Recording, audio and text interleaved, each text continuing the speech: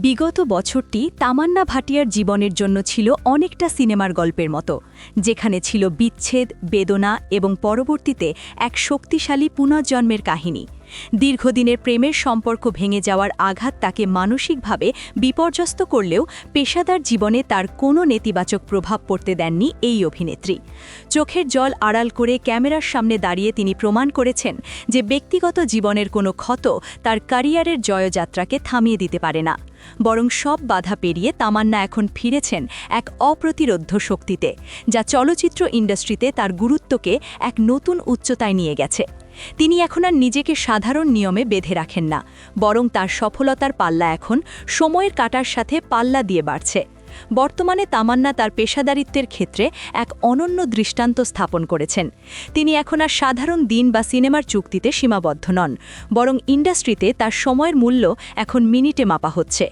2026 সালের শুরুতেই তার এই আকাশচুম্বী পারিশ্রমিক নিয়ে বিনোদন জগতে ব্যাপক আলোচনার সৃষ্টি হয়েছে।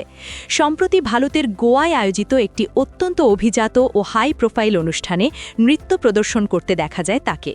সেখানে দেশি বিদেশি অনেক নামী তারকা উপস্থিত থাকলেও সকলের আকর্ষণের কেন্দ্রবিন্দুতে ছিলেন তামান্নাই। জানা গেছে সেই মেগা ইভেন্টে মাত্র 6 মিনিটের একটি নাচের পারফরমেন্সের জন্য এই অভিনেত্রী দাবি করেছিলেন 6 কোটি টাকা।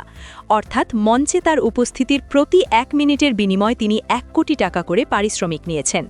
তামান্নার এই আকাশছোঁয়া চাহিদার প্রতিফলন দেখা গেছে অনুষ্ঠানটির টিকিট বিক্রির ক্ষেত্রেও। টিকিটের দাম সাধারণের তুলনায় কয়েক গুণ বেশি হওয়া সত্ত্বেও তার নাম শোনার পর কোনো টিকিটই অবিকৃত ছিল না। মঞ্চে তামান্নার উপস্থিতি দর্শকদের উন্মাদনাকে এক নতুন মাত্রা দিয়েছিল, যা অনুষ্ঠানের বাণিজ্যিক সাফল্যকেও কয়েক গুণ বাড়িয়ে দেয়। নতুন এই বছরেও তার হাতে রয়েছে একগুচ্ছ বড় বাজেটের কাজ। মিনিট প্রতি কোটি টাকার এই রেকর্ড কেবল তামান্নার জনপ্রিয়তাই প্রমাণ করে না, বরং এটি বুঝিয়ে দেয় যে বর্তমান বিনোদন বাজারে তার অবস্থান এখন অনন্য উচ্চতায়। ব্যক্তিগত জীবনের শোককে শক্তিতে রূপান্তর করে তামান্না ভাটিয়া এখন গ্ল্যামার জগতের এক অপ্রতিদ্বন্দ্বী রানী হিসাবে নিজেকে প্রতিষ্ঠিত করেছেন।